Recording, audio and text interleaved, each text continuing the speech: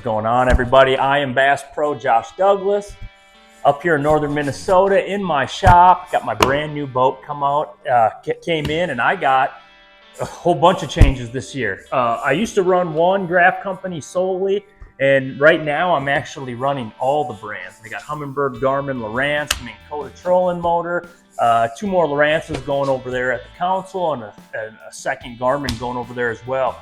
Lots of changes for me, and just a lot of changes in the electronics world. But with these changes come the need for battery power. And that's what I really want to get into today. As you can see, I got everything rigged up to give power to my entire boat. And battery power right now has always been important in fishing, right? You want to leave the dock, you want to get back safe. You don't want your graphs to go out on you. You don't want live well pumps. So batteries have always been important. But right now, when you're having an arms race like we are for anglers and these electronic companies, battery power has never been more important. So let's just dive into it. I mean, to me, it looks like a mess back here, but at the same time, it all makes a bunch of perfect sense. I'm just going to kind of talk about my whole entire setup. I'm running all my batteries in here are X2, which come from, you can get those at Batteries Plus. Batteries Plus, the national brand. That's one reason why I use them. Their batteries have had awesome reputations for a long, long time.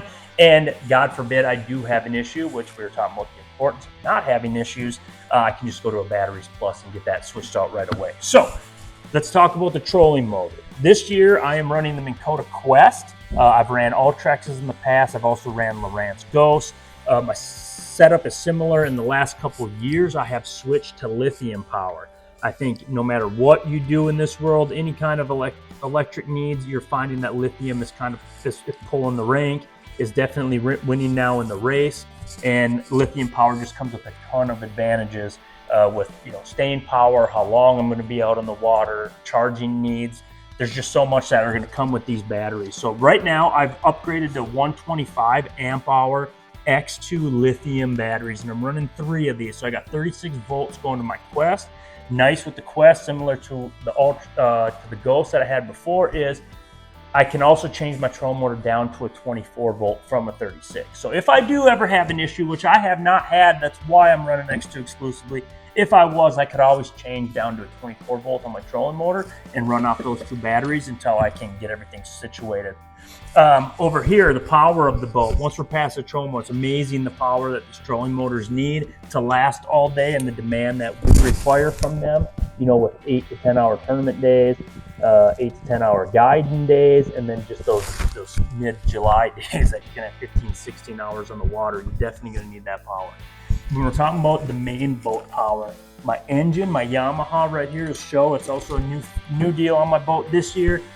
Pretty excited about that. I'm running the X2 AGM battery. It's a 31 AGM battery, and that is running everything on this boat that is not electronics based. When I mean fishing electronics based. So my power poles are on the AGM. My engine's on the AGM. My jack plate's on the AGM. Pumps, GoPros, any of that trim, all that kind of stuff is running off of my AGM battery.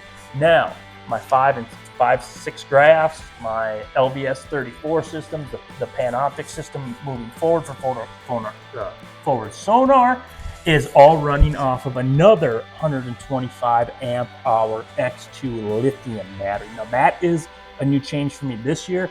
Last couple years I've ran 2 X2s connected, the AGMs. Now I'm running the 125 amp hour lithium. And why I like that is, again, that staying power. You want that long staying power to keep these graphs. These graphs can take a lot of amp hours, a lot of amperage. They need them, matter of fact, especially with forward sonar and all that. I'm running clean power, wire harness all through this entire boat. It's got its own individual power to all of these graphs, and everything is coming off that 125 amp hour X2. That is the biggest one that they make in a 12 volt. At the same time, you can just look at, do some studying, go to the X2 site, go and check out these graphs, whatever graph you're running. You can look online at that graph and see real quick how many amp hours that thing requires and how long it'll give you on your battery source. And so that's all very important to know. So one thing is, when I'm running all these graphs, running into that lithium battery to get just better staying power longer. Lastly, let's talk about charging and maintaining them. Of course, when I'm not on the water, I am plugging my boat in here, and that is taking care of my chargers and putting juice to all these batteries. Now, I'm running a power pole charge for my charger. I've ran a couple different brands. They're all good. The one thing I like about the power pole charge is that it will use the excess energy coming off of the alternator in my engine and push that to my batteries, all of them. Now, if I just need to get it to my AGM, I can do that via their app, or if I just want it to my deep cells or just a good middle range, I can do that. With the addition of an extra lithium battery, things started to get a little tricky, and I needed to call up my buddy Trent from Sonar Pros to help me with this. He makes a kit. It's awesome. I think it's Powerhouse, part of Powerhouse that makes it, but essentially what it does is it puts in one more lithium charger here in the boat. Now that is for my lithium battery. It runs the electronics. A couple things on that I want to talk about. When I'm plugged in right now, because of that, I have a splitter behind here that is actually charging both chargers, so every battery in the unit, okay? Now, I unplug this and I'm out on the water. With that power pole charge, as I said, every time I power up my engine, it's taking some of that alternator juice and pushing it to my batteries, so my graphs have more power as I'm running and gunning all around the lake. But I still have that one lithium that needs to get charged too, and that is almost as important as my big engine because I need my electronics running good. So what that'll do is this powerhouse right here will allow me to also steal excess and be able to put it to that charger as well, which indeed puts it to that last battery. If I am out there 15, 16 hours, have all my graphs on and doing nothing to maintain them by shutting different ones off during the day, it comes with this switch right here. And this is my favorite part about the system and why I did it. If you notice, everything I'm talking about has redundancy. Because I fish for a living, guide for a living, I can't not be on the water. I have redundant graphs for each one in case I ever do have an issue. So redundancy is super important for me. This switch has the L on one side. I can flip it to lithium, and now I'm running off just that lithium battery for all my electronics. In the event, like I said, I'm out there long term, all day long, and I do have any kind of issues with that battery or I'm starting to suck juice down, I can flip it over to my AGM, and now I'm running and I'm borrowing my AGM battery to continue out my day on the water with my electronics and still have plenty of juice to get this thing back to the ramp and back up on the trailer. So that is my setup.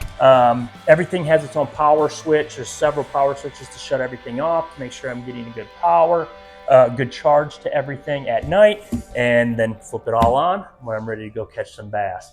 That's my setup for when I'm out on the water, my electronic setup, and even more important, the juice that I got flowing from my batteries to that electronics to keep me on the water catching bass all